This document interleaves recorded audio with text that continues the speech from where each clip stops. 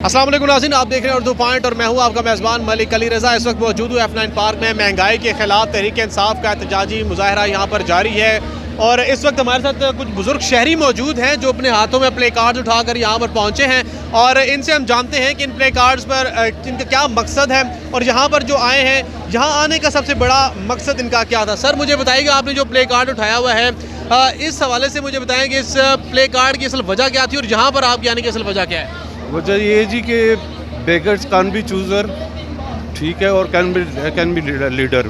बेकारी लीडर नहीं हो सकते और बेकारियों ने जो मुल्क का हाल किया है, मेरा ख्याल है कि पूरा पाकिस्तान जानता और बल्कि पूरी दुनिया जानती है कि इस वक्त जो महंगाई का जो तूफ़ान आया पड़ा हुआ है हमारे मुल्क में, हमें ख़तरा इस बात का है कि आने वाले दिनों में शायद हमारे पास रोटी ना हो और शायद हम खुदकुशियों की तरफ जाएं या अपने बच्चों को या अपने आप को जला लें।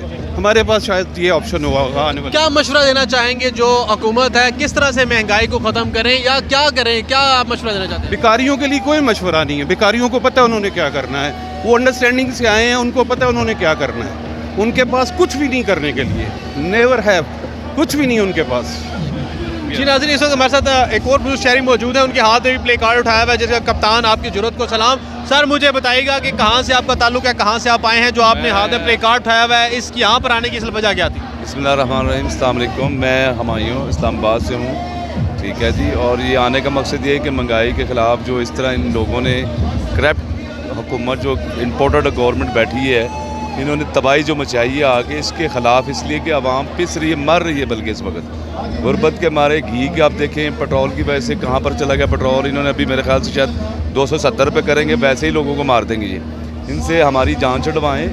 हम अपनी इंटेलिजेंस को स्पेशली पैगाम देते हैं कि आपकी मेहरबानी है, आप इसमें शामिल हों और इसमें इन इम्पोर्टेड हुकूमत से, इन चोरों से हमारी जान छुड़वाएँ और इमरान खान को वापस लाएँ ताकि इंशाल्लाह निज़ाम बेहतर हो रहा था अल्हम्दुलिल्लाह, और आगे भी बेहतर होगा इमरान खान के आने से इंशाल्लाह। अच्छा मुझे बताइएगा कि IMF से जो है वो इनको किस्तें मिलना शुरू होने जा रही हैं, जो कह रहे हैं, हुकूमत कह रही है, और दूसरी तरफ जो है एक अभी रिसेंटली जो ग्रे लिस्ट का कहा गया है कि पाकिस्तान निकल रहा है, इसका क्या क्रेडिट समझती है हुकूमत? कहती है वो हमारी लिस्ट है। ग्रे लिस्ट का वो सारा इमरान खान साहब ने 36 निकात में से तकरीबन सारे पूरे कर लेते। 2 निकात जो इन्होंने आके लास्ट पे पूरे किए, जो ये ज़बरदस्ती मुसल्लत होने वाले आखिरी निकात थे, इन्होंने पूरे किए हैं, तो इसलिए ये इनको गवर्नमेंट मिली है। पूरे नहीं किए, लोगों ने ऑलरेडी काम सारा खान साहब कर चुके थे और बाकी इदारों का मुश्तरका काम है। ये जिद्दोजहद है मुसलसल, सारे लोगों की काविश है, पूरे पाकिस्तान के इदारों की भी इसमें।